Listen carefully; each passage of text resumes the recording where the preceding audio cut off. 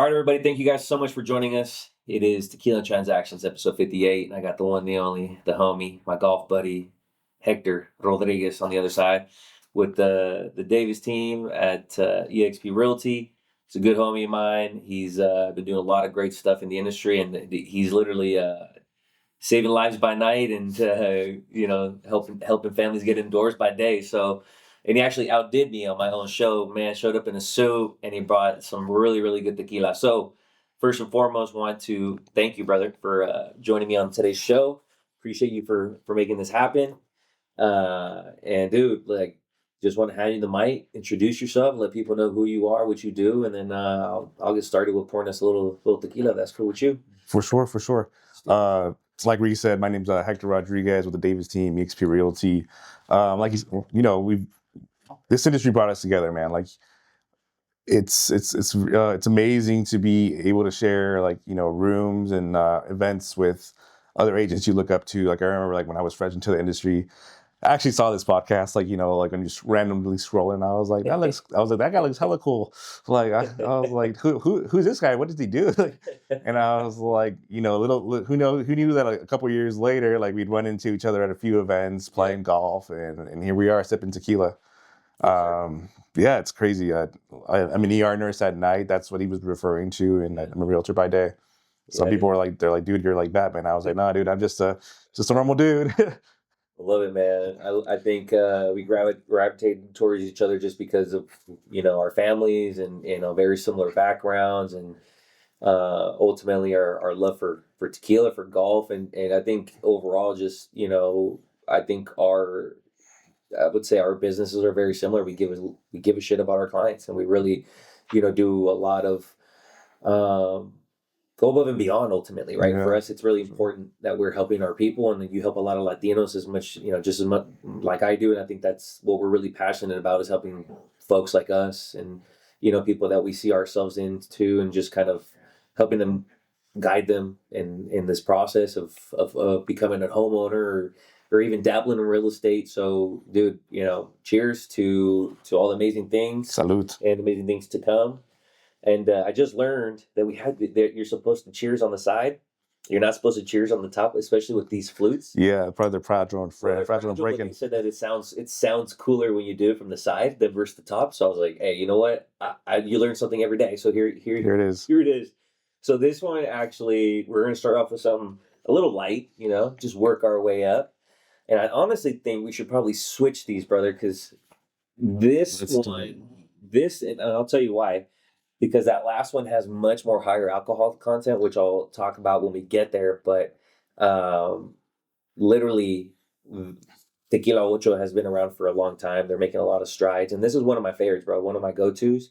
So I figure we start with a little palate cleanser, a little Blanco Tequila, kind of just start off there, and then, work our way to some Añejo. And then you brought the perfect one, which I'll let you talk about. For sure. And then we'll kind of end it with some high-proof stuff, a little bit more of I would say the newer generation of what people are looking into, more higher proof, more collaborations with whiskey and bourbon companies. So, but have you had Ocho already? I've had Tequila Ocho. Is actually probably on my top 10, top 5 list of tequila companies. I mean, I would say the other ones would be like a Fortaleza, like a G4. Right. I'm more of a small batch type of person. You can't. Always a classic for me would be like a Siete Leguas. Like Vitona. You ever had that one? Or that was pretty good. Yeah, a few others on the list. Is a good one too. I don't know if you've had that one. The more smaller batch. Cascahuin's another great one too. They're not super that one's good. Yeah, Arete is a really good one. Arete is a good one. I had recently, and I've tasted it before, but they're getting up there too. Yeah, they're definitely improving for sure. Yeah, there's a lot of El Mexicano. There's a lot of cool small batch tequila companies that you've probably never even heard of or seen, unless that they don't even make it to the store shelf. And it's actually really cool. It's a cool process, kind of like wine. Very much so, yeah. I've learned a lot, even more about that, and going through the process of just doing a wine tasting with friends, family. 5 to 7 years to grow a grapevine. 5 to 7 years to grow an agave. Very similar. Yeah, very similar process. Yeah, definitely. I think the crazy thing about tequila is that there's so much different ways, just like wine, that you can different processes of distillation and different barrels that you can age them in and things like that. And I think tequila is very versatile in that regard too, because a lot of people will say, I'm not a huge fan of tequila. I'm more of a whiskey guy. I'm like, well, have you had an extra añejo before? Yeah. And then that kind of opens up their palate, their thought process on what tequila can be, because it's for everybody. There's so much different things. Like if you want something just like, it's if you want a tequila just to drink and have it taste like tequila, you're gonna go for something like a blanco or a plata, something more joven, right? And usually that's what you would put in a drink, in my opinion. I feel like if I'm gonna drink a really nice añejo like the one that you brought, Yeah. I'd much rather sip it. You know what I mean? 100%. I'd much rather sip it than take it away from it, dilute it with sugary juice or whatever. But everyone's different. Everyone's 100%. different. How do you like to drink your tequila, bro? Neat on the rocks, like or just like this. Yeah.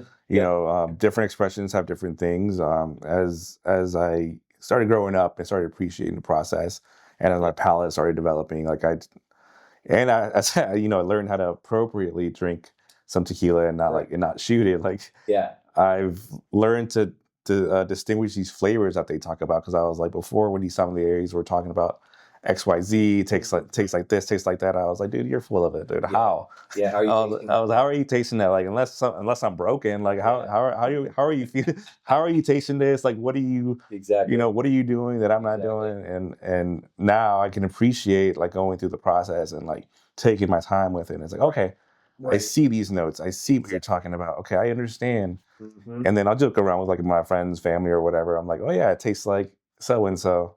And then they're like, you know what? Actually, you're pretty spot on. Yeah. I was like, oh, like I was just joking around. Yeah. I think, I mean, it's everyone's palate's a little bit different, but I think as long as you're drinking good stuff, you know how to drink it and really kind of using the techniques, because obviously if you're just shooting it, you're not really getting much flavor out of it. It ultimately you're just throwing it in your mouth and drinking it. You're not really savoring it or getting the smells, the notes that you want. But this one should be really, really smooth. It should be, not too crazy as far as like, any flavors or anything. This one hasn't been aged. This one's a plata, so this is relatively, straight out the, it's not a blanco. So plata's usually just straight out as once it's processed, they bottle it, right? Uh-huh. Sometimes blancos, they can age them a couple months, but this one in particular, I think that this one's just straight out and bottled pretty much. They distill it, they bottle it, ship it out. They've changed their bottles recently. They used to be in this form, and now they got these different, unique kind of little kind of hand blown looking bottles. They're kind of nice. They're different. They've started to really get a lot of fame, bro. Like and for me, it's good for me because it's one of my favorites. And now I go to a bar, I don't have to drink Don Julio or the crap that they got up there. For sure. And it was hella funny because we were just talking about like all the stuff that you can get on the shelf, and like even going out and drinking, at a hookah bar or at a club or whatever. And it's like you don't even know what you're gonna get. Exactly. And the horrible experiences that you can get by just drinking something that trusting the label. It sucks, man. So for me, it's cool to see that companies like this are making huge strides and are at local bars and things like that. So in case you do want to have a drink, you can trust what you're getting typically. So 100%. All right, man. 100%. Well, without further ado, here it is. Let's get a little sip. Let me know what you think.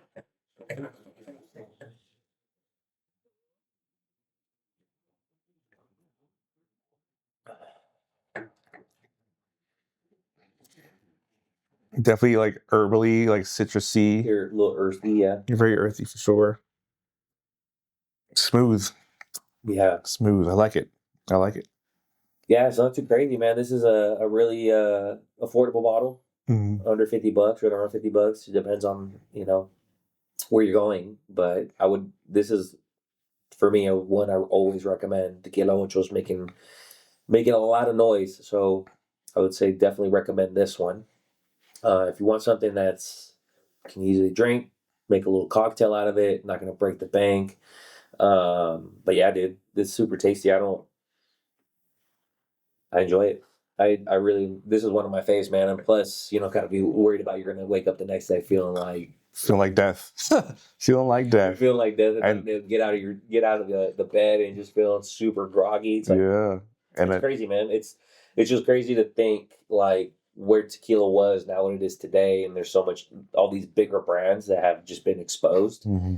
It's crazy because now it's like, dude, we've been swindled all these years, like all these years of like, oh man, Don Julio's the shit or this and that, and like at the end of the day, you dropped one earlier that I feel like people underestimate, and I think it's one of the best, and it hasn't really sold out. They haven't like sold out to like a big corporation or nothing. It's Siete Leguas. They've been the same traditional. They haven't really messed with the recipe too much. And like if you would drink a bottle today versus a bottle like 10 years ago, very same.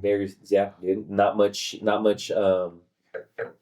change in their process. They're very traditional and how more artesanal, I would say, for sure, and how they make their tequila. So that's a really, really good one, bro. And every time I see it, I'm like, oh, it's the shit. For sure. And it's, it's cool to like, see that. And it's from a place where we're from, same state, same part of Mexico, the land of tequila. And it's amazing to like see these companies who don't sell out. Yeah. Dude, because a lot of people do. Really good. A lot of people do. And it's unfortunate, like, because then quality can suffer. Exactly. But to see like these little companies stay strong and still be in business for years or generations, it's amazing. It's amazing to see that and be kind of proud to be a part of that as well. Yeah, no, definitely. I mean, a lot of these companies are family owned and operated, and that's how they make their bread and their butter. So like, yeah, I mean, hats off to them that they haven't sold out, because a lot of companies have, like Don Julio and Casamigos and all these bigger companies that you're so used to seeing, and then like after that, it's just like they start sacrificing quality, and then they're just all worried about just pushing it out to consumer, and that's where I think it just falls off, for me. And it's like, I was just thinking about, just how, like, even, Don Julio's grandson has spun off now, obviously creating his own with the Lalo. Lalo's actually it's really good. Yeah, and very comparable to this Tequila Ocho, in my opinion. And I got it in my case at home because I know it's for sure. It's a good bottle. It's a good price point too, like less than $60. Yep. Yeah, very. You get around. Yeah, right around there. $50, $60. You're not going to break the bank. Not going to break the bank. It's good very much like this. It's clean. No additives. You're not going to worry about waking up the next day feeling like death. Yeah. And then I think that's where I think mainly like all that, the grogginess and like just feeling like shit the next day. It's like all the additives, all the preservatives, everything that they put in the bottle. I think it just messes with you. 100%. Like, just being on the healthcare side of things, it's like when you eat clean, right? You feel the difference when you eat like, straight something from a drive-through process process. Same thing with these, spirits, whether it be tequila or anything else. Like you can taste the additives. Like, when I was younger, we're like, oh yeah, Clase Azul, this, Don Julio 1942, whatever, like, right. But now, like, when you have a trained palate, like, you take a sip and you're like, man, this tastes like a pump of whatever at Starbucks. Exactly. Like, I don't want this. Like, a bunch of vanilla into it. I was like, what did I have, dude? I don't want a Frappuccino. I wanted some tequila. Exactly. Man. Yeah. I think, and that's where I think a lot of the hangovers come from, is all that extra sugar. Extra sugar, yeah. And then diluting it with more sugar, like if you're doing drinks or whatever, and then people forget to hydrate, drink that quality H2O, and then they're not they're not really diluting all their tequila with some water, because ultimately that's how I like to drink my tequila too sometimes, especially if I'm drinking for a long time, bro. I'm drinking tequila with a little bit of sparkling water, maybe a splash of lime juice or a little bit of Coke just to give it some sweetness and color. But I like to drink they call them campechanas or when they call them pintaditas or whatever. But like for me, it's like I'm just trying to hydrate while I'm drinking too. So that's why I'm always trying to chase my water or chase my drink with a water, because I know that I'm trying to be up the next day. I got things to do. Yeah, I got to be moving all day. For sure. Yeah, unproductive that way. Like exactly. I'm the same way. When it's long haul, same. Like you'll see me with just tequila soda. Exactly. Just simple, easy, either that or like just sipping it by itself. And it's amazing also to see like the difference in like the exported tequila versus like tequila in Mexico. Like, I feel like out there I can drink a bottle and be 100% like productive the next day. Yep. Here, like probably not. No, and I think a lot of it has to do with when they produce it, they max it out at 40% alcohol, and then essentially like because of the fact that that's the mandate. Like for them to export it, like it has to be at least at 40%. At least, yeah. So that's why, bottles like this one's at 40%, but this one also is a really quality tequila. Versus, then you got something different where, it's from Mexico and, they like to have it a little bit easier to drink and not really have saturated with too much alcohol. So it's a little bit more diluted, but it tastes so much better. And it's like, and like you said, you could drink a little bit more because you're not going to have that super high alcohol content and you're not going to be super drunk. And especially if you're drinking it right, like you're saying, like, for me, it's always a marathon, not a race. I'm not 100%. drinking to get drunk. I'm drinking to have a good time and hang out with family and friends. And, I think that's what sometimes people, like they say, evita el exceso or, drink responsibly, right? Like, you gotta be responsible, brother. As Ashley would, as Ashley mentioned earlier, with the el bottle. abuso en el consumo de este producto nocivo es para la salud. Yeah, exactly. Essentially, it says drink responsibly. Yeah, exactly. In short word, it says drink responsibly. But for sure, I mean, I think it's just you got to just be responsible, brother. Yeah, 100%. 100%. And with tequila, just like any other spirit, it's like, obviously they alter your mind and alter your skills, your ability to function. So you just got to be careful. You got to make sure you're drinking responsibly and don't overdo it. Make sure you got a DD. Yeah. Call your Ubers, your Lyfts, whatever you got to do. But yeah, I think tequila is just something that's, in my opinion, always meant to be enjoyed with family, with friends. I don't like to drink alone. That's just me. I'm not a person that's going to just start drinking when I'm by myself. Yeah. I like, because I feel like for me, it's like on the show too, like I like to be able to have a conversation with another person, learn a little bit about them and, and kind of chat through tequila and our likes and dislikes. And, I think that's how it meant to be shared. For me growing up, that's always how I seen it. I've seen the OGs sitting around a table with a couple of bottles of tequila and they're just hanging out, having a good time. Yeah. And there's always that one uncle that got out of hand. That one guy. You know who it is. the one that slipped and fell into the cooler. Yeah. But there's always that one uncle or that one aunt. But it is what it is. But ultimately, I think, just as long as you're being responsible and showing the younger generation that it should be appreciated and shared versus abused and stuff like that. But yeah, I mean, tequila is one of those things that for me, it's just super nostalgic and it's just so much a part of our culture. You know what I mean? Huge part. Like, I mean, I know like when I land and visit my family or like parents in Mexico, it's first thing out of the airport in Guadalajara is you see like the agave plants or like, first thing you see, it's, it's gorgeous, that bluish green. It's like a sea in the mountains. It's just like, it's so nice. It's very pretty, very pretty. And we're just walking through like those fields, super nice. Have you had a chance to go to like Tequila or any of those? Like, I was actually just there in January after our golf trip. We all went. Oh, nice, yeah. Yeah, so I try to go as much as I can. I do. I really love going to Tequila. I think it's a good time, and there's just so much to see. There's so much like tasting rooms, distilleries you can go visit. Like you can go to Tequila, which is actually not Arandas. It's like Tequila, but Arete, Cascahuín, and a lot of the Fortaleza in Tequila. It's a lot of fun too because there's a lot of músicos out there. You can go out and walk around and go do what everybody does and go have a cantarito. 100%. Do it. And I guess for those who are not familiar, Tequila is a town in Jalisco, Mexico, right? Which would, in my perspective, and maybe Ricky's as well, is like our Napa Valley. Correct.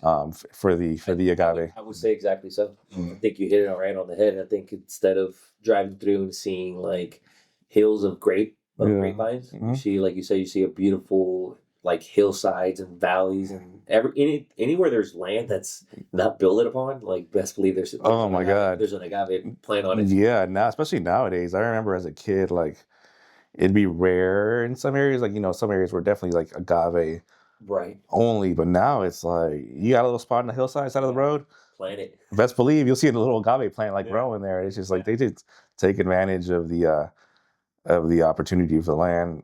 Good. It could be good, could be also bad. The supply and demand. It depends. And I think we've seen maybe a little bit of that recently, where like people are talking about like the agave prices are dropping, and the supply changed a little bit. But I think everything corrects itself eventually. Yeah. I think so, and I think I think there was just a lot of huge overproduction. I think they were trying to catch up to demand and kind of overproduce. But it's crazy. It's interesting. Like we talked about it, dude. It's like it matures in like 5 to 7 years. Yeah. It's like it's not just you're not gonna just plant it and then be able to use it right away. So it's crazy to think that they have to be in the ground for that long, and then you kind of factor in that they're saying that there's an overproduction. Like, damn, that's crazy to think that it takes so long. Yeah. But it just means that about 5 years ago they just planted so much. So now they're just it's overproduction.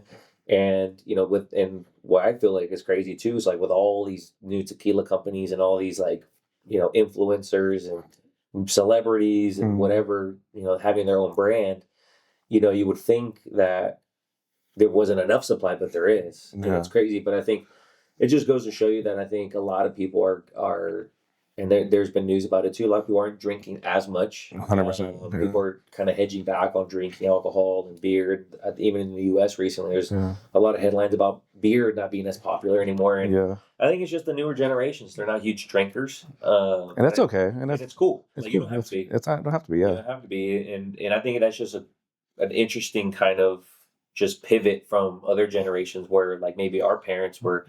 A lot of them were drinkers and cigarette smokers, right? And you had this huge amount of people that were cigarette smokers. I think that's also kind of fades away. For sure. You don't see a lot of people smoking cigarettes as much as you do now. And I think that also has to do with like other things, right? Like 100%. cigarettes and other stuff. But I think it's just interesting to see like there's such a little bit of a disconnect in like the newer generation, like going after those vices. And I think they're not they're just not a generation of drinkers and smokers as much as maybe our generation or the generations before us were. So hats off to you guys. Stay healthy, live a long life, do your thing. You don't have to, but if you do it responsibly. Yeah, everything responsibly.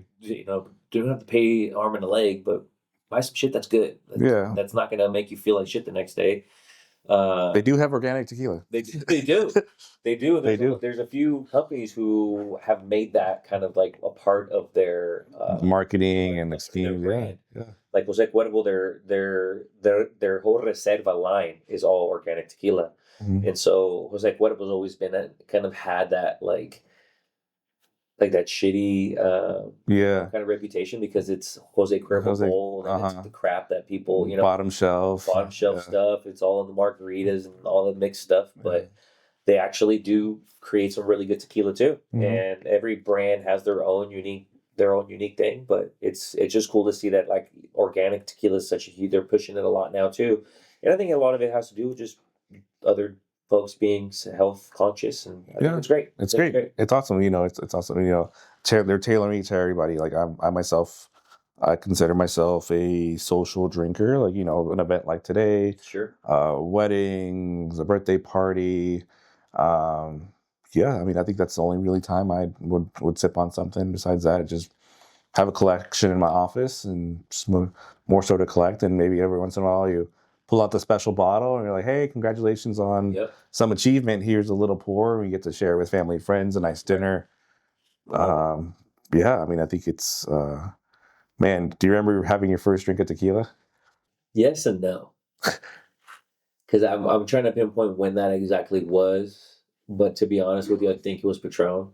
Well, Patron was really, really popular. I feel like everybody was drinking Patron. Yeah, T-Pain. Yeah, T-Pain and Nelly, all those guys, Lil Patron Jon was huge. Yeah. Patron was huge back in the day, and I think, it was so much better then than what it is now. Oh, 100%, yeah. So much better, and I think that's what we're talking about, like our beginning of our conversation was just how these brands have pivoted and things have changed, and they've sold out, and I think Patron was the one that sold to Bacardi. But yeah, I think I remember it was like, I think it was even we're like watching a boxing match. I think it was like a Julio Cesar Chavez against De La Hoya fight. Oh, back then, in the fight. Back in the day when like De La Hoya is coming up, Oscar De La Hoya is coming up, and then obviously Julio Cesar Chavez is kind of making his way out. And there was a couple battles between them, and I think it was one of those boxing matches, and it was just a bunch of guys, my dad and his uncles and cousins, and all of us, the younger cousins, would get together, and some of the younger cousins would always like to hang out with the older cousins. Yeah, for sure. I think there were shots going around or something. And I think they're like, "Here you go, take one," right? And I was like, "Are you sure?" I'm like, "Hey, your dad ain't gonna tell you nothing. He's already drinking too. He's not gonna notice or care." Yeah. And I think I was like, that's when I felt real brave. And you know what? Screw it. Yeah. And I think a bunch of us kids, like at the time, maybe we were 14, 15 at the time, and we all took a shot, and it was like we didn't know how to drink. You know, we never drank it before, and it's like you throw it in your face, and you're just, you know, you're trying to take a shot, and it just hits you in the face, and you're just like coughing up a storm. It was probably at the same Theo's party that we were talking about. Probably that. But Hector was in line to take the shot too. But, Yeah. no, it's just I think one of those times where like the older cousins are just like, "Here, take one, right?" And Yeah. they're like, "No, nothing's gonna happen to you." And I was like scared shitless that I was gonna fucking like someone was gonna rat me out. But Yeah. nothing happened. Nothing happened. And I think after that day, I think I started getting a little bit more confidence to ask my dad, like, "Can I have a drink or can I have a shot?" And he's just like, "Hell nah." Yeah. And then like I'd ask him again, he'd be like, "Yeah, whatever, you can have one." You know what I mean? Because he knew. Same time, he knew that he also was a responsible person too. Like my dad I've never seen my dad maybe once or twice in my life be a little bit too tipsy, but I've never seen my dad to the point where like I had to walk him to the car or whatever. Like my dad's always been super responsible. And like I said earlier, there's a couple of those uncles who aren't. And you're like, damn man, how did he get like that? It's just because they abused it. They drank way too much and they weren't chasing their drinks and weren't eating or whatever. And I think for me, just growing up, seeing that example from my dad just made me feel like I needed to be that way too and not abuse it. And I think just out of respect, my dad was always just like, yeah, whatever, you know, one is not going to kill you. And I think he was also trying to teach me to be responsible too. But I think for me, I really didn't, you know, I didn't get too crazy until like maybe when I was like 18, I wanted to be 21. So like I was chasing 21. And now and then when I became 21, it's like, oh, this is all played out. I've done this already. Yeah. So, but yeah, man, it was fun, honestly, growing up around, you know, tequila drinkers and now to be able to kind of see the evolution and talk about it, which is pretty cool. What about you? When was your first time? To be honest, I don't remember. But it would probably have to be like a very similar situation where, you know, my dad's the youngest of 9. So all my cousins, are way older than me, right? And like, I'm in a very similar spot. Yeah. So you're just like, you know, you're when you're a guy, you're hanging out with your older cousins who you kind of see them as your older siblings, and you just want to be cool. You want to hang out with them, like, because everybody, you know, who's younger is way younger than you, and everybody who's like closest age is probably like at least 5 or 10 years older. Yeah. So you know, just to hang out and fit in, I would hang out with my older cousins, and you know, one time they you know, snuck some shots, and like you mentioned, they were passing him around, and I was just like nervous. I was like, do oh no, what do I do with this? Like, do I take it? Do I put it down? Like, do I act like I drink it? Well, you know, act like I drank it. Like, yeah, you know, you're just like, but you want to be cool and you want to hang out, and it's like literally the definition of peer pressure. So you're like, all right, I'll take it, and I just remember like, I put it in my mouth, and I was just like, and I was like, it hit me, and I was like, what the heck was that? Like, I don't know how you guys can drink this stuff. Like, this is terrible. I had like no appreciation. I was like, you know, like you said, like, you know, you go to college and whatnot, you're trying to chase 21, and by the time you get there, you're like, all right, well, I can do this, you know, legally now, but it's not as exciting anymore. No, it really wasn't. Yeah. At that point, like the excitement was like trying to get there and like, have the ability to like walk up and like order a drink or whatever. And like, now it's just like, for me, drinking is much more enjoyed, you know, socially or with friends and things like that. I prefer it that way because, you know, it's just I feel like you know, when you're having a good time and you're you know, conversating with people and developing a relationship or something, you know, sharing a nice little tequila is like you said, it's worth it. Like celebrating the moments, celebrating achievements. But yeah, man, it's always, you know, truthfully, it's a lot of those times have always been shared with tequila, and I'm not a fan. I wouldn't say I'm not a huge fan of other spirits. But I think for me, it's just like I'm not a vodka drinker, never will be. Yeah. I'm not a fan. I've never. It's rubbing alcohol. Yeah, pretty much. Like for me, it's just like I don't appreciate it.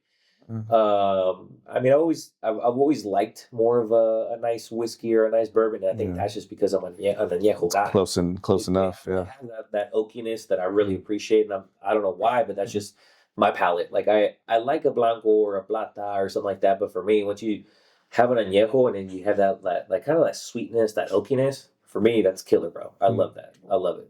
So I think with that, shall we dive in? Let's do it. Let the folks know what you brought. So this is sexy, man.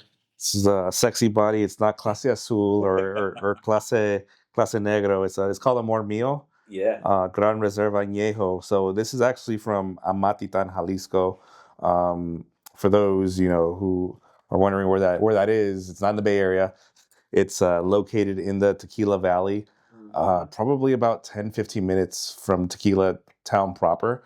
Yep. A lot of other distilleries are there. Like you'll find like Herradura, a lot of like small batch tequilas growing up there. There's also, I can believe that Tequila Castle.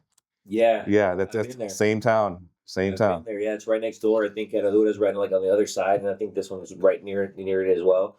But the Castillo de Tequila is a fun one, dude. It's a really cool. I don't know. Have you ever been? I've only driven by it. I've actually haven't been. It's It actually looks really cool. cool. It looks cool. They're trying to make it the Disneylandia de los borrachos, because what they have the distillery, right? Yeah. They have a restaurant. They want to put they're gonna actually put a university there. Oh wow. Around tequila, so they're Okay. actually gonna build a Yeah. university there to study tequila. And Yeah, kind of like a UC Davis type deal, Yep, where you're just like they're a gonna- viniculture, yeah, agave culture. The crazy thing is they already have a lot of that stuff there. Yeah. It's crazy. Like they have a lot of people that are, like a laboratory where Yeah. they're researching different The sugars, like the herbs, exactly, like everything, Yeah. different temperatures, different earth, different this, like trying to tweak it, perfect it, do different things, right? Yeah. But they're also trying to have a hotel there too, so it's Yeah. going to be like you show up, have a good time, you stay down there, and honestly, it's not too expensive. The last time I went, I don't think it's more than like maybe $30-$40, but they actually do a really cool tour where you Yeah. show up, they tour you around. You get to see their bottling process, their aging process. You get a couple tastings, which is great. I think they do a blanco, a reposado, and añejo, and then they give you a cantarito, but it's Nice. made out of a barrel, like it's a Nice. barril with their little logo, the Sick. Castillo on it, Yeah. and then they pour your drink in it, and then you can take it home. So it's a cool little, like maybe hour and a half, 2 hour little thing. Yeah. You have a lot of fun. They have really good food. They had chicharrón de ribeye. Oh my dude. god, that It sounds was fire. amazing. It's amazing. Yeah. Some little taquitos, Whew. because mean, a lot of tequila. When are we going? Tienes que alimentar la tripa. Whenever. So when are we getting the taquitos here? Dude, we should have some DoorDash? we should have some taquitos of ribeye. That's freaking awesome. Yeah, where do we get those? It is Taco Tuesday. I will say. You were right. I will say. Dude, this smells fucking amazing. So it's like, it has like Holy that shit. golden caramel like Oh my god. color, like Completely different than this, obviously. Yeah, You guys can tell for it's sure. so much different. Like obviously this has been aged maybe, I don't know, like almost a year, typically more, maybe. more. Yeah, because two, three. usually this is an extra añejo or añejo. It says añejo, but it kind of has that extra añejo smell to it. Does. I mean, this has to be at least 18 months, maybe. It has like a little like that caramel, vanilla. This is gonna be good. Yeah, and you can tell, like like with wine too, and I think you've mentioned this before, like in the past, like Las the lágrimas? little like the lagrimas, the legs, like Yep. the little legs, the tears, whatever you want to call It it. makes a huge difference because they were telling me too. It's like if you see them, like they're pretty much telling me like if you see them not coming down super slow like that, and it's super like fast, it's because there's a lot of additives, a lot of their shit in it. Yeah, but even like dip your finger and like smell it, bro. It's like pure agave, bro. It's crazy. It's crazy. It just smells amazing, dude. Yeah. It smells amazing. I should have did this test on the junk that they gave us in San Diego. Yeah. I would feel like This is like the quick test. I learned this in tequila proper. Like I remember our tour guide was like, a quick test to figure out whether it's a good tequila or not, or whether it could be a fake.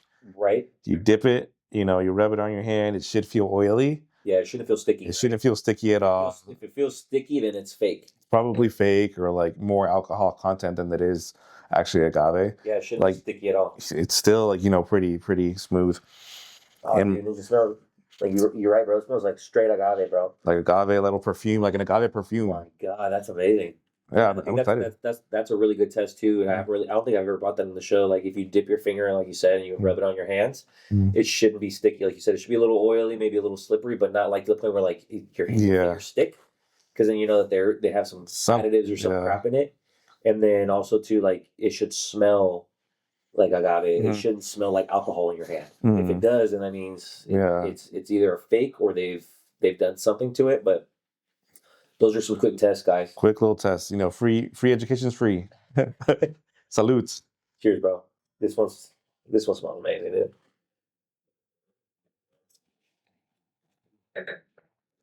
Smooth. Wow. Wow. That was really good. Jesus. I mean, I feel like I need like a little scoop of like when French vanilla ice cream or something, like, Man. Yeah, a little flan. a little oh, dude, a flan. A little flan Uh, with the caramel. Oh, Ooh-wee. little cajeta. Oh, dude, this is killer. This is really good, bro. Thank you for bringing this on. This is a really good on you. Yeah, straight from the homeland. It's amazing. Like I remember, like I did a tasting in Mexico City. It was about like 10 courses over. It was over at Quintonil. Oh my God. If you guys ever have a chance to go try That's the it. spot. Yeah. Yep. Yeah. Like, just the Mexican like culinary scene is just amazing down there. And I remember Dude, I can imagine. it's crazy. I remember like they had What was one of the best things you had? oh man. What stuck with you? Because I know there's something in your mind that you're like, that was fire. Yeah. I mean, everything was just so good. Like it was like the creative minds to even make it happen. It's just insane. Like I was like, we were down there. I went for a friend's wedding in Puerto Vallarta. That's actually where I picked up this bottle in Sayulita. But they were like imported from Matitlan, which was like an hour away or 2 hours away. Yeah. And I remember going to Mexico City. Randomly ended up going to a Bad Bunny concert. He just happened to be there. Perfect timing. Perfect timing. Wasn't even planned, but was able to lucky enough to get a reservation at this restaurant, and this chef from California was actually there as well. So they kind of did like a collaboration, which was kind of cool. That's nice. Also super random, like Yeah. the gentleman who made Dom Perignon from like early nine like or late 19, let's see, the 90s to like maybe 2014, 15 Wow. was also there pouring his stuff. Wow. So it was so cool. Like, but I remember at the last dessert, oh God, I don't remember where it was. It was just so amazing. But they paired it with a tequila, Oh, wow. extrañejo. Oh, man. It's also very sweet. So it complemented each other. Yeah. But it was almost like a little mini like sweet taco. Like Wow. it was so cool. But it was all creative, and Yeah. the little item comes in the middle of a plate, and you're like, just for a little bite. But it was amazing. Yeah. Like, the quality was out of this world. Yeah, I think that's the really cool thing too that people sometimes don't really talk about too much is just like the culinary like genius that's right now in Mexico. I think right now the food scene is crazy. It's not just all tacos. Yeah. You can have some freaking amazing tacos. You Don't get me can. wrong. Yeah. Don't get me wrong. Everywhere. There's some really good food, seafood, Mm-hmm. because we're so close to the water, right? But I think even in Vallarta, Mexico City, like I've had some amazing food. I think just because of the fact that people just have so much love and care for it. Mm-hmm. And then you pair it with something amazing like tequila, and it all works. It all works. It all comes together. It's a huge, beautiful fusion. And I think,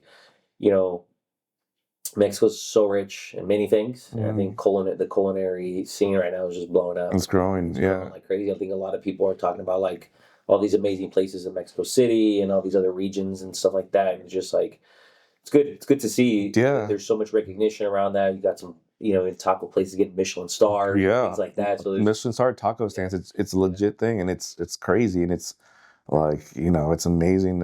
Amazing to see like the Valle de Guadalupe. You're talking about you're talking about wine scene. That's where it's at. The wine scene, even like in like Jalisco now, like by like the lake. Apparently they're growing like Chapala. Yeah, they're growing like little like grapes out there, and like. To see the Mexican wines being represented, or like the agaves, the food, it's so cool, and it's makes you proud to be Mexican. 100%. Yeah, I think there's so much to be proud of, and I think it's really cool to see like all these tequila companies really sticking to their roots, and then you have all some amazing food scenes, and then even in Oaxaca. Have you been to Oaxaca yet? No, it's on the list. I hear it's beautiful. Everyone I meet. Everyone I meet. Like it's amazing too, and I think it's very much like Mexico, La Ciudad de Mexico too. Is they have it's so rich in culture and so rich in tradition, and you just have these just amazing restaurants out there too that are very, traditional, but yet they put their own little like unique modern spin on it. Oh man, I was not a mole person, bro. Yeah. Like, mom, I love your mole, but I'm not a mole person. Yeah. I don't love mole, and I was never a mole, like a sweet mole person. Oh, bro, changed my life. Oaxaca changed my life, and honestly too, like I like, don't love, what's it called? Mezcal? Mezcal. Yeah. Changed my life too. So like they teach you how to drink it. It's not supposed to be just poured into a cup. Yeah. People don't know that there's a high alcohol content in mezcal. You have to let it breathe. And a lot of people don't let it breathe. So you have to put it in like a flute like this. You have to let it breathe a little bit. Cocktails. Oh, dude, I had some amazing cocktails. They had one with maracuya. Oh my God. Yeah. I was gonna ask you, like, I was like, dude, how was your experience? Yeah, because like I've had, mezcal. I feel like I'm still learning to appreciate. Like, yeah, and it's a journey. It's different. You know what I mean? Yeah. I think people are so used to like there's that overwhelming smokiness. It doesn't have to be that overwhelming. You just have to let the bottle breathe a little bit, or combine it with some nice citrus. But the passion fruit was the game changer. Yeah, like when I had it with the passion fruit, I was like, dude, it just goes very well, because passion fruit is a little strong. The taste of it is a little strong. It's a little bit overpowering sometimes. Yeah. But then when you mix it with something with that smokiness of the, it's a good balance. It's very balanced, because you don't get that really like that initial like, oh man, that's super smoky and overwhelming from the actual mezcal. It kind of very subtle at the end, and it goes really well because they put some citrus. But yeah, man, I've had it with a few different types of like fresh juice. So good. Yeah. And then I actually even had it like in the field, and they poured it in a penca. Oh, wow. Yeah. And so the whole thought process behind that is when they pour it at the top. By the time it gets to your mouth, a lot of the alcohol vapors have evaporated. It breathes. So it breathes, and then by the time you taste it, you're like, dude, that it tastes so much different. You know what I mean? So what it is, they give us a little cup, poured in a cup. You taste it, you're like, it's pretty all right. And once they oxygenate it, oh, dude, it tastes so much different. Wow. And it's because of the fact that it's meant to be oxygenated, kind of like some wine is too. Yeah. When they say let it breathe, an aerator, or aerator. Very much to relieve it from some of its higher alcohol, those alcohol vapors. So that's another way, if you guys are thinking about mezcal, another way to really appreciate it, maybe let it breathe, or put in a flute, kind of swirl it around a little bit, let it release some of that alcohol, or even put an aerator on it. Some people have said it tastes amazing that way. But yeah, mezcal is something you have to kind of play with, and then, it's one of those things. I've had it mostly like in cocktails, and that's where I really like it. Started to appreciate, like you mentioned, like the maracuya, like the tamarindo, like tamarindo too. Oh, the tamarindo's fire, dude. The tamarindo, they call them mezcalitas, like like margaritas, but with mezcal, and it's dude, the tamarindo's fire. The passion fruit is amazing. A watermelon, but I feel like the citrusy fruits are probably the better ones. But man, if you haven't had the tamarindo one, you should try it. Like with big ice cubes, fire. I think I have, but I can imagine, because tamarindo too. Tamarindo is something it's a strong taste. Yeah. And so it kind of dilutes that really strong mezcal kind of taste. But no, it's so good. You ever had like a carajillo? Like, like that espresso, like, oh, so good, dude. Love carajillo. Those are like the Mexican, like, espresso martinis. Exactly. It is exactly what it is. I was going to say, it's the Mexican version of an espresso martini. So it's fire, dude. Yeah. And it's one of those, like, what do they call it? Like a digestive after dinner kind of drink. Yeah. Oh, bro. Any place that has a carajillo, I'm gonna have one. Yeah, you got like a star in my book. You got a carajillo, I'm going to visit you. So good, man. Because I mean, I've had them everywhere, and I've never been really let down. Because as long as you have some good espresso, you have that liquor 43, from Spain. Shout out to the Spanish. Yeah, that was a game changer, man. Yeah. And it's like. And I've been to a lot of other places in Mexico to like shake it up at your table and pour it, and it has a little bit of that frothiness at the top. So good. Dude, it's so good. Yeah, and now they do it with both tequila and mezcal. They do. Either like you can do a mezcal with a mezcal version only, or tequila, or both. Oh, I haven't been let down. Have you had a favorite place that you've been to, like here locally? Locally here? Yeah, or like just from your travels. Oh, that has those, or in general, or that you like, be like, hey, like I'm going after this shooting right now, or after this recording right now. Like this is a play. I'm gonna get one as a nightcap. It's a tough one down here, dude. I mean, there's a few places I would go, but I mean, like one that's like I'm trying to think. Where's a place that I really liked? I mean, to be honest, there's a lot, but I think locally there's not too much that I'm like off the top of my head. Like La Piñata's not the worst place to go. Yeah. La Piñata's local. They have decent food and they have a really good tequila selection too. I'd much rather go to somewhere like that than go to like a puesto For sure. or like one of the like what is it called, Camino and Wanna Creek. Oh, yeah, There's a few different little, and those are cool spots. Oh, Too. yeah, they're Don't get me cool. wrong, They're they're cool. cool spots. But to be honest, I really like a couple places in Oakland, like Odin. Have you been to Odin? Oh, yeah, the Mezcaleria. It's Needles. It's Needles. It's spelled backwards. Just flipped. Yeah, the Mezcaleria. Oh, those are fine. Oh, good mezcalitas, fire food. Like, yeah. Yeah, but Odin has really good mezcal, really good tequila, and their food's really good. I actually went to a tequila ocho tasting there, which was really cool. Sick. Yeah, they actually poured some tequila and they had a little bit of food pairing, which was fun. They also do like they also have other spirits on tap, or not on tap, but like on the bar, like raicilla and other agave spirits. It's like old school. Like a lot of people don't drink raicilla anymore. It's rare, yeah. But it is an old acquired kind of taste. I think it's making a comeback. It is. Like, I've seen it a lot more places now. 100%. Yeah. You're like, what the hell? You guys raicilla? Yeah, I was like, what is this? Yeah, it's a very different, like artisanal, like very boutique, like kind of liquor, that people drink. It's more old school. Like OGs drink that kind of stuff, and now, like you said, it's making a little bit of a comeback. One thing too that I tried in Oaxaca that's unique is pulque. Have you had pulque? And that's that will knock you on your ass. Yeah, it's like fermented. It's from the agave itself. It's like I think they call it like the juice of the gods, or like. It is very much something that's tied to like our indigenous culture, and it's what they did is like when they would hollow out the top of the agave, they would be like this juice, and it would be fermenting, right? And they would drink that, and they would get tore up, they get hammered. I've had it with like flavors, so it's like with like peanut, like a cacahuate one, or the nuez, or like all these different like versions of it, and it's hella good. It's pretty good. But then you can't trust that shit, because I remember I had a few like little drinks of pulque, and I was like, oh shit, like it starts to hit you, because it's fermented alcohol, bro. It's like drinking a spiked kombucha, dude. Yeah, at that point you were talking to God. That's why they call it that. You were talking to the Savior himself. In the corner talking to myself. They're like, sir, that's just a painting. Like, no, it's not. Nah, dude. Yeah, those are interesting things that all come from agave, but it's very much different. Just like mezcal comes from agave, but it's different. It's not a different species. Species of agave, for sure. But it's crazy because it's all very much tied to our indigenous roots. It's very much something that was adopted and like really ingrained into our culture, and it's been around for so long. I mean, like you have regions in Oaxaca who are very much all about mezcal, and then you have Jalisco who's all about tequila. Like that's just and it's unique because we're all Mexico, but we have different tastes and different regions and different styles of cooking too. Like tacos, sometimes tacos in like Oaxaca would be different from tacos in Tijuana. Very different 100%, styles. Yeah, but very freaking good. Yeah, delicious. Delicious, diverse, but that's what makes it so beautiful. It is diversity. It is. Yeah.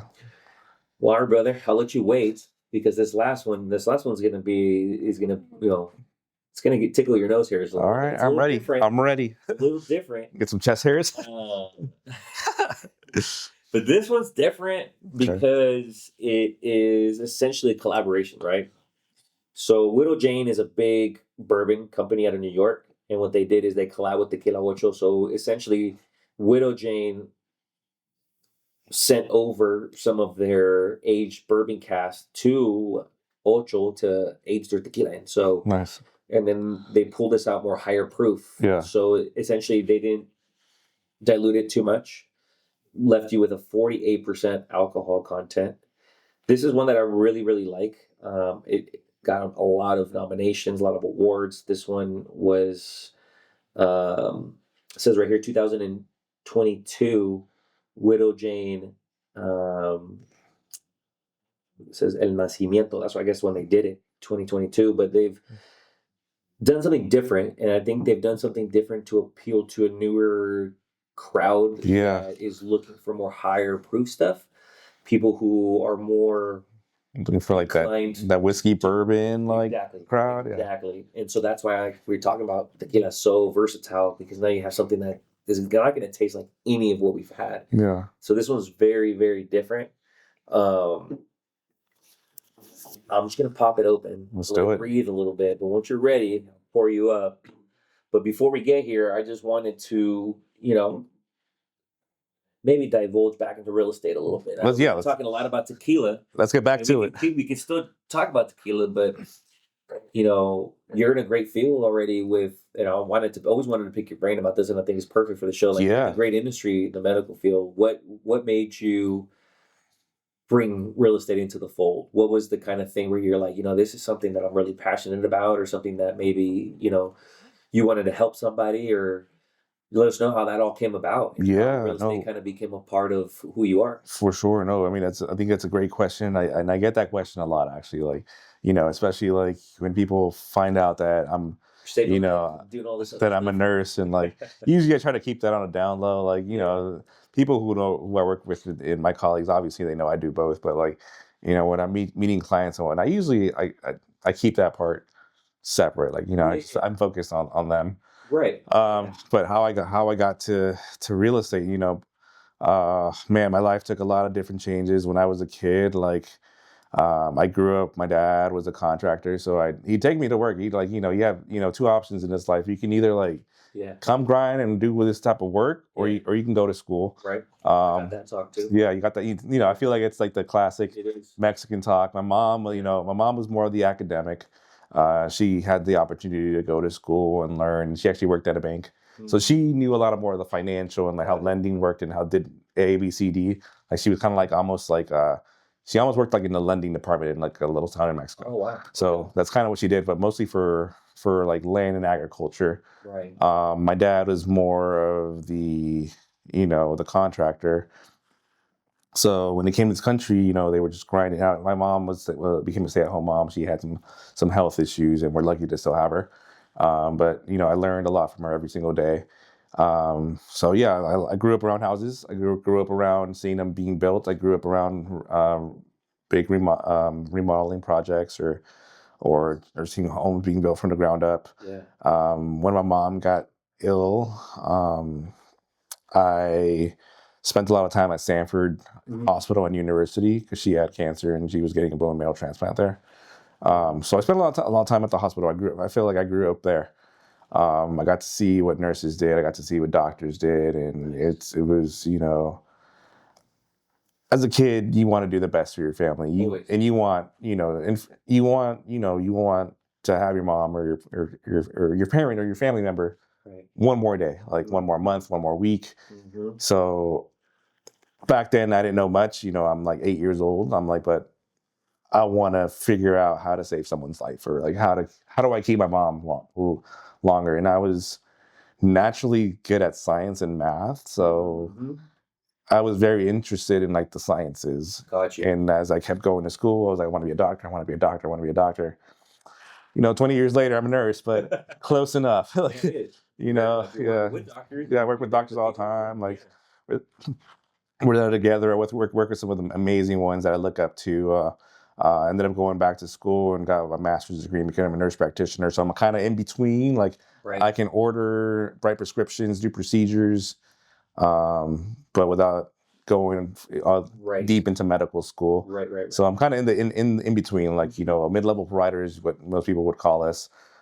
So it's kind of cool. So I can diagnose, I can do X, Y, Z. And I'm passionate about that. I love helping people. Like, I'm there on like their worst days of their life because you work in the emergency department, but I'm also there sometimes during the best days of their lives. I've delivered babies. It's crazy. I've delivered a baby in the hallway, in the car. Like, crazy, bro. I've been there where we gave like good news that like, it wasn't something serious, or that, you're cancer free, like to be in the room and giving, or, unfortunately recently I had a young person pass away. He was like in his 20s, and that's always really hard.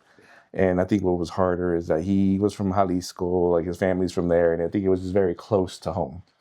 And I think I was very sad. Always sucks, yeah. Yeah, I was very sad. Young people go, 100%. They'll have a whole life. Yeah. And I think, their family laid heavily on me because they didn't speak English. Like, the dad spoke English, the mom did not, but I'm the only brown provider there. Right. So Like, the trust was in you. the trust was in me. Like, I can speak both languages. They'd look at the doctor, but then they would like look at me and be like, what's going on? So Right. I was a liaison, and I felt like there was a lot of responsibility there. But, I think I'm blessed to be able to be in that position to help Yeah. people that look like me, that, Yeah. that look like us, Right. especially in situations nowadays where it's tough and we're, not looked upon in the most positive light. Yeah, unfortunately. Unfortunately. Because obviously we're really good, hardworking people. Yeah. We care and just We try to care, yeah. make a name for ourselves Yeah. and create generational wealth and leave something behind. And yeah, bro, it's interesting because we're always painted so differently than What it is. what we see. Yeah. And what we see on a There are daily people basis. there are amazing, like amazing people, hard workers, Yeah. like the hardest And of workers. you Like, go back to our country and you see where all that came from. Yeah. Like the tradition, the work ethic, the that it was just passed on, and then now that's kind of that same ideology, that same way of life is brought here. Yeah. And taught to folks like us, to work hard, Yeah, go to work hard, school, yeah. and give back, and I think that's a beautiful thing, is because I think that's how I feel that a lot of Latinos look at us too when we're in our industries, and like they trust us a little bit more because they Yeah. know we came from something similar, and Yeah. we're cut from the same cloth, Yeah. and we've had the same struggle, and we've had a lot of the same journey, and I think that's where speak the same stories, have the same experiences. 100%. Yeah, and to circle back how I got into real estate. Well, now we're circling back to now we're looking back at 2019, 2020. Okay. Like, essentially, this is a pandemic now. Yeah. The world is shut down. Like, Right. no one can go outside. Yeah. But I have a red golden pass of like, hey, you're a healthcare worker, work in the emergency department. You get to drive wherever you need to go to. You need to go to the hospital. There'd be times I didn't see my family for like weeks, months. Like, we'd be like literally essentially separated. Like, would live out of a hotel like in San Mateo County. Like, we're going just hospital back to hospital back, and like literally by myself. And I was like, man, I can't do this forever. Like, eventually, I think it's going to be a career where I work for a while, but I want to get to a point where I can work because I want to, not because I have to. Yeah. And how real estate got involved is, we all have the dream of home ownership. Yeah. Of course. When I was 18, I actually took the courses. I was in college, undergrad St. Mary's, and at night I was work as an EMT on an ambulance.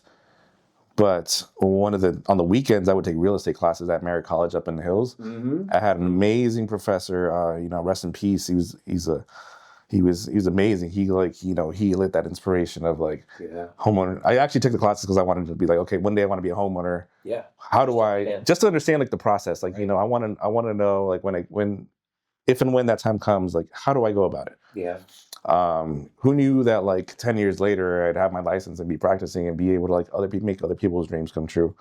So 2020 is when it all circled back. I retook the classes, and at this point I was like, you know what? I'm going all in. I'm going to do it. I'm going to get my license. Passed it on the first try. I was lucky. I started off with the team, a small team in Napa County. So I worked there like for my first year. I was their top producer on that first year, which was a blessing. Like, coming from first day in the industry with very little resources to like, being their top producer at the end of the year was nothing I was like looking for. I'm not here for trophies or that. I'm here to help people. Yeah, but it just showed all your hard work. Yeah. I think what you were, I think what you put in is what you get out, right? Yeah. So it's an industry where exactly where you put in is what you get out. And at the end of the day, and I tell this to my clients and friends and family all the time, it's like I care more about our relationship over a deal or a transaction. Like, if this transaction ain't going well, I don't care. Let's back out. Let's find something else. We'll wait. We'll save money. We'll find another program to make it happen. Like, I don't care about the money. Like, I'm blessed enough to have a career. Like, what I care about is I want to see you win. I want you to have your first home, your second home, your investment property. Like, I want to see your goals come to fruition. Like, that's the most important part to me. Like, it's always relationships over transactions. Yeah. over. And I Yeah. think that's what's been great with my business. It's like, I'm not the pushy pressure type of guy. I'm not a car salesman. Like, whether it's a year or 5 years or whenever, Yeah, they're gonna get your same level of you're gonna get my same level of professionalism and respect. Like, you're on my list, but when you're there, I'm here for you. exactly. Mhm. And I think that's the difference between you and other agents out there is that you view it more as a relationship based business, more of a human aspect. Yeah. And people on your list are people. They're not numbers. Yeah. They're not dollar signs. No, they're families. They're families that have a story. They're families that have gone through their own struggles or to get to XYZ. I remember, like, man, like some of these heartfelt stories I had. Like I was blessed enough to help one of my cousins recently buy a house. He was living here in Concord in an apartment. His wife was pregnant with a second baby, and he's like, "Hey, man, like we can't fit here anymore here, man. Like, this one's it was good enough for like when it was just three of us, but now we got a fourth one on the way, and like just to like have that like recognition. It was just, and I think he was just reached out on social media because I haven't seen him in a while. Like, on my mom's side, like our family's a little big, we're all kind of spread out. And it was kind of cool to like be like, hey, like, what I'm doing is, making an impact in people's lives. And recently I got to help a young, cool, fun family from, originally they're from like Michoacan.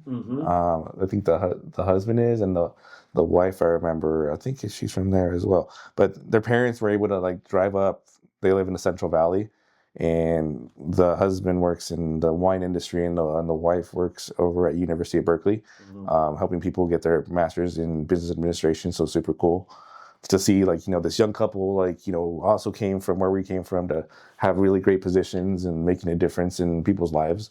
Yeah. And I got to help them buy a house, and I remember like their parents came up, and it was just super heartwarming because they were like, man, like when we wanted an agent, we wanted to make sure he was Latino, and if he wanted a Latino, it'd be better if he was Mexican because you can understand like what we're going through. Like, and it's like I don't know how the stars aligned, how we met, like, but it ended up working out. Like I met them, like, bro, no lie, 2 years ago. And yeah, 2 years later, they just reached out and remembered me and were like, hey man, we saved up money, we're ready, like, and we're good to go. And like 2 weeks later, they're homeowners. Yeah.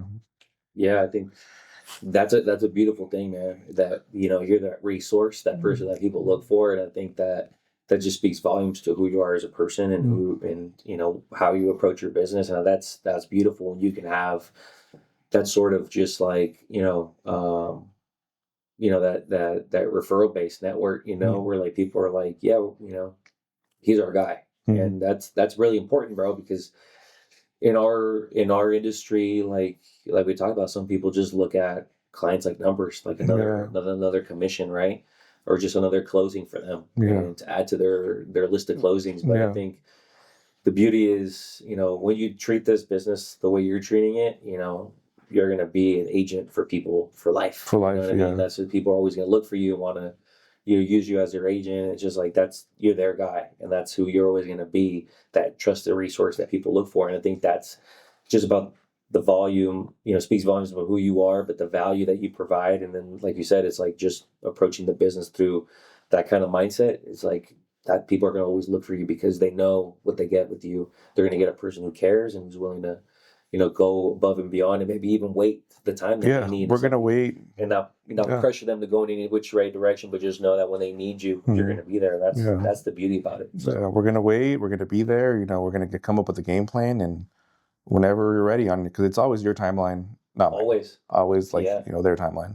And when we get there, like I'm gonna make sure we celebrate. We're gonna make this key day hella fun. We're gonna make it special. We're gonna pop a bottle. We're gonna a few little surprises. So everything's customized to each every family and their story to make it like special. Yeah, so it's kind of think cool. You have to. I think just because the journey is sometimes you don't know like how long that journey got them to there, and like all the stuff they had to go through. Like it's a lot of sacrifice. A lot, yeah. Just being able to save money and trust somebody to review your finances and get qualified and go through this whole process. It's good. But it's a lot of fun, man. It's a lot of fun. Gratifying experience. It's rewarding. Yeah, it's a rewarding career. Like I honestly love it. Like I honestly consider it like one of the best jobs, like ever that I've ever had. Yeah, man. What other Like, job do you know that you can, yeah, change people's lives and you get to see them, be a part of their life too? yeah, and it's a huge, part because it's like they're for the most part are gonna remember like, oh, this is so and so, and they helped me like become a homeowner, Mm-hmm. or like like recently, like I'm helping someone sell their home in Napa.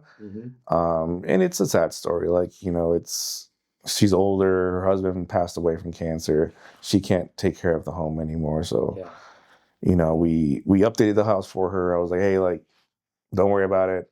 It's on my tab. I'll take care of the remodeling to make it more comfortable because it wasn't in that position to be where she wanted to, what she needed.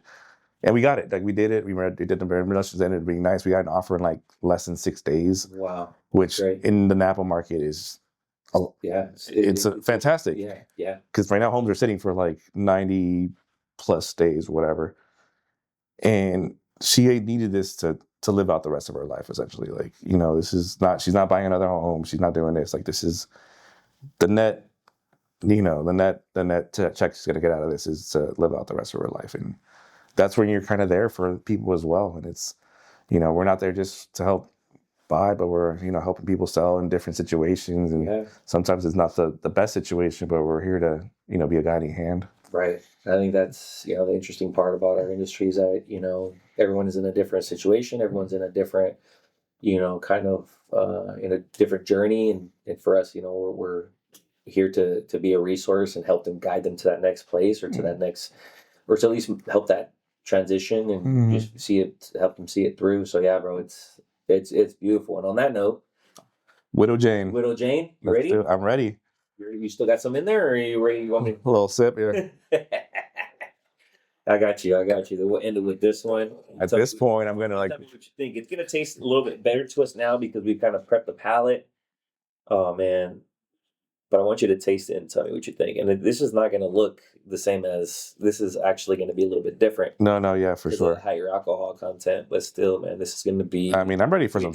I'm ready for some tacos. I don't know about you, man. Yeah.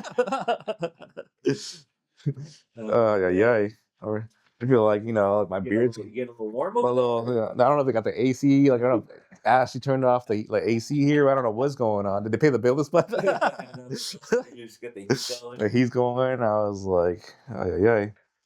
Smell it. Tell me what you think. First impressions, because that's a good notes. I feel like very similar. Definitely earthy. Yeah, for sure. Earthy. Vanilla. Definitely hints in vanilla.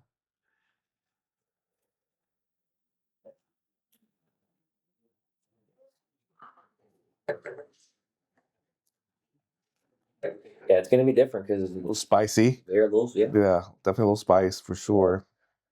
A little tobacco, leathery, maybe on the taste.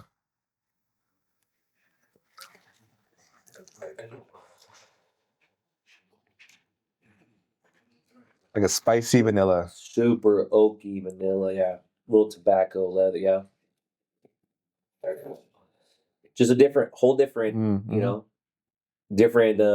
Way different than this, yeah. Yeah, it's just a different lineup, a different, for a different palate. I mean, this is for people who like just higher alcohol content stuff. Like they're a big whiskey or a big bourbon guy. They're gonna love this shit. Like, this is gonna be very similar. I had my homie on the Adventure Lender on there, Sean Herrera on here a couple weeks ago, and he's a huge whiskey bourbon guy, and he's like, dude, like I really didn't drink tequila because I didn't know that there were so much different kinds, and that there was like, and then he started drinking añejos and extra añejos, and he's just like, dude, it's just like I'd much rather drink this shit than a whiskey because it doesn't make me feel as groggy the next day. And I'm like, well, it's higher quality shit when you have really good high quality stuff. Yeah. And you like it, drink it. You know what I mean? So it's like we talked about earlier, it's so versatile. It's so different.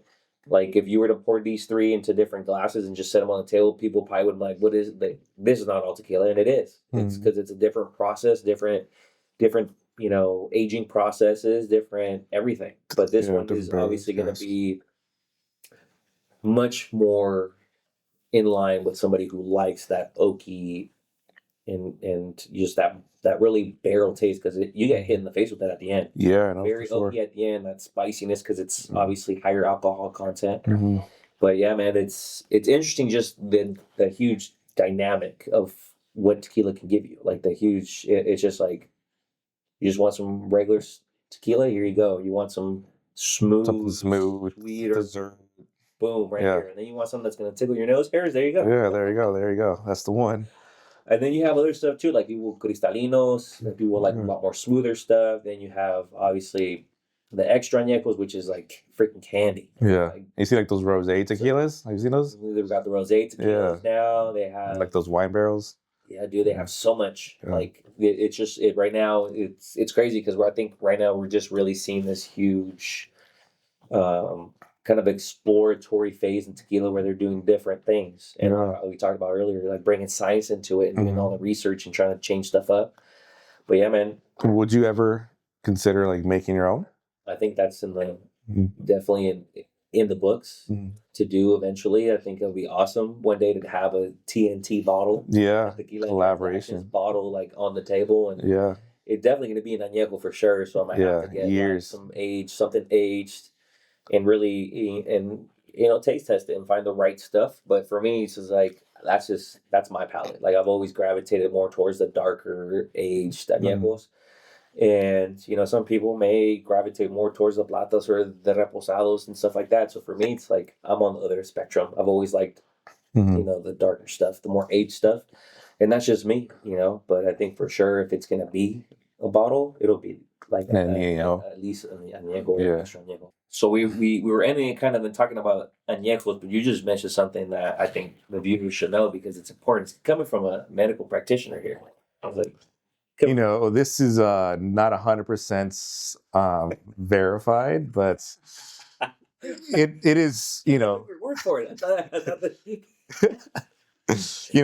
didn't do the study, so I can't claim it, but I, from reading multiple studies, and if you're gonna have a drink, I hear tequila is the most healthiest spirit that you can choose, especially with something that's more like on the organic, artificial base, because it comes from the agave plant. Agave has been used for different purposes, whether it be like medicinally or like nutrition wise, but it also just it has some probiotics and prebiotics in it.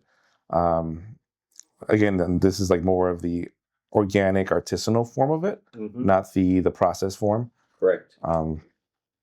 But yeah, I mean, maybe I'll do a study someday. We should do a study. Yeah, for sure. I think it'd have to be like evidence-based, so we would have to be there and do our own research, and maybe team up with some people. Little team R&D. Yeah. Little R research and development. Yeah. I think that'd be super cool, and I think like you mentioned, I think for myself as well, like given I say I'm blessed with a few things, but one thing that I'm blessed with is I'm blessed to be Mexican. I'm blessed to be to come from a culture that celebrates food, life, death, like after death. Yeah. And given specifically the area that we're from, like I think I want to pay homage to not just my grandparents and family, but my future generations, and I too would consider like making an own tequila.